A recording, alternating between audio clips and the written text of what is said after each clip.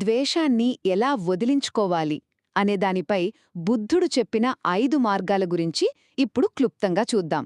ఈ బోధనలు మనకి అంగుత్తర నికాయ అనే ఒక ప్రాచీన బౌద్ధ గ్రంథం నుంచి వచ్చాయన్నమాట. మనలో ఎవరికైనా సరే ద్వేషం పుట్టినప్పుడు దాన్ని పూర్తిగా ఎలా తొలగించుకోవాలి అని చెప్పే ప్రాక్టికల్ టిప్స్ ఇవి. సరే, మొదటిది ప్రేమపూర్వక దయ. దీనినే మెత్తా అంటారు. అంటే మీరు ద్వేషించే వాళ్లకి కూడా మంచి జరగాలి అని మనస్ఫూర్తిగా కోరుకోవడం. ఇది మీలో ఉన్న నెగటివ్ ఫీలింగ్స్ని తగ్గిస్తుంది. రెండవది కరుణ. ఇది చాలా పవర్ఫుల్ తెలుసా? మీకు హాని చేసిన వ్యక్తి కూడా ఏదో ఒక బాధలో ఉండి ఉంటాడు అని అర్థం చేసుకోవడం.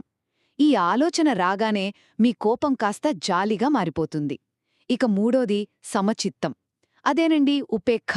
అంటే ఎమోషన్స్కి ఎక్కువ లోను కాకుండా బ్యాలెన్స్డ్గా ఉండటం. ఇది మనస్సుని చాలా ప్రశాంతంగా ఉంచుతుంది. నాల్గవది, ఇది చాలా సింపుల్ అండ్ ప్రాక్టికల్, దృష్టి మరల్చడం. అంటే ఆ వ్యక్తి గురించి, జరిగిన దాని గురించి పదే పదే ఆలోచించడం మానేయాలి. లేకపోతే ద్వేషమనే మంటకు పెట్రోల్ పోసినట్టే ఉంటుంది. చివరిగా ఐదవది, కర్మ సిద్ధాంతాన్ని గుర్తుపెట్టుకోవడం. చూడండి, ఎవరి కర్మకు వాళ్లే బాధ్యులు. వాళ్ల పనులకి ఫలితాన్ని వాళ్లే అనుభవిస్తారు.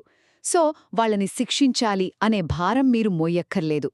మొత్తం మీద చూస్తే ఈ 5 పద్ధతులు ద్వేషం నుంచి బయటపడి ప్రశాంతంగా ఉండటానికి ఒక క్లియర్ రోడ్ మ్యాప్ చూపిస్తాయి.